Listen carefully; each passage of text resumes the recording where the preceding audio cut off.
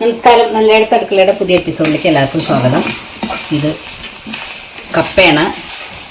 ഇത് വലിയ ഉള്ളി ചെറുതാക്കി നുറുക്കി വഴട്ടുകയാണ്.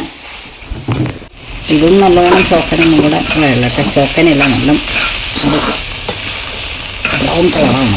അപ്പോൾ രണ്ട് തരത്തിൽ ഞാൻ പറഞ്ഞില്ലേ കപ്പ ഉണ്ടാക്കുകയാണെന്ന് പറഞ്ഞില്ലേ, അതാണ് ഇത്. ഇതൊന്ന് അത്യാവശ്യം ഇതുണ്ടാവും കേട്ടോ. പിന്നെ ഇനി ഒരു തരത്തിലും കൂടി ഉണ്ടാക്കുന്നുണ്ട് കേട്ടോ, അതും കാണിച്ചു തരാം. ഇത് നിങ്ങളൊക്കെ ചെയ്യുന്നത് തന്നെയാണ്. ഇത് നമ്മുടെ ഇവിടെ ഉണ്ടാവുന്ന പച്ചമുളകിനാണ് വല്ല അതിൻ്റെ എരിവില്ല എന്ന് വെച്ചാൽ എന്തൊക്കെ മൂത്തൊന്നും നല്ല എരിവുണ്ട്. ഇത് ഇതാണ് എന്താ പറയുക, കരുവേപ്പിലയാണ്. അതിൽ മല്ലിയിലയും കൂടെ അതിലിടും കേട്ടോ. നമ്മൾ മല്ലിയില പ്രാവശ്യം വാങ്ങിയതാണ്, കുറേശ്ശെ ഇവിടെ ഉണ്ടാവാറുണ്ടായിരുന്നു. അപ്പോൾ ഇത് ഒന്ന് മിക്സിയിൽ അരങ്ങും, കരുവേപ്പിലയും ഒന്ന് പൊടിക്കും. എല്ലാം കൂടെ പൊടിച്ച് കഴിഞ്ഞിട്ട് അത് നല്ലോണം വെളിച്ചെണ്ണയിൽ മൂപ്പിച്ചിട്ട് കപ്പ വേവിച്ച കപ്പയ്ക്ക് ഉപ്പിട്ട് വേവിച്ച കപ്പയാണ് അതൊക്കെ കേട്ടോ. വെള്ളമൊക്കെ കളഞ്ഞിട്ടോ, കപ്പയുടെ വെള്ളം ഊറ്റി കളഞ്ഞു. അപ്പോൾ അതെല്ലാം കൂടെ ഒന്ന് മിക്സ് ചെയ്യാം. അത്രേ ഉള്ളൂ പണി, വേറെ പണിയൊന്നുമില്ല. രണ്ട് ടേസ്റ്റിൽ കപ്പ ഉണ്ടാക്കണമെന്ന് മാത്രം.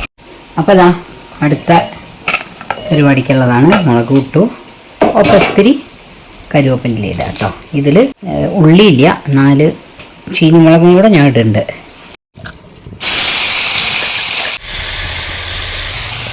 അപ്പോൾ ഇത് മൂത്തു നല്ലോണം മുളക് വിളിച്ചിട്ടു. ഇനി ഒരു സാധനം കൂടെ ഇടിക്കിടണം നമ്മൾ കേട്ടോ. മല്ലിയില, മുറി തേങ്ങയും കരുവേപ്പിലയും ഒരു കുഞ്ഞ് കഷ്ണം ഇഞ്ചി ഇട്ടുണ്ട് കേട്ടോ.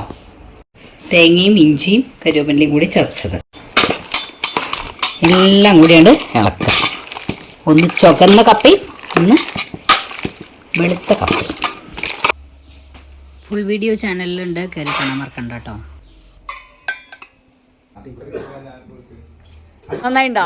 നല്ല രസ കിഡിലും സംഭവമുണ്ട്.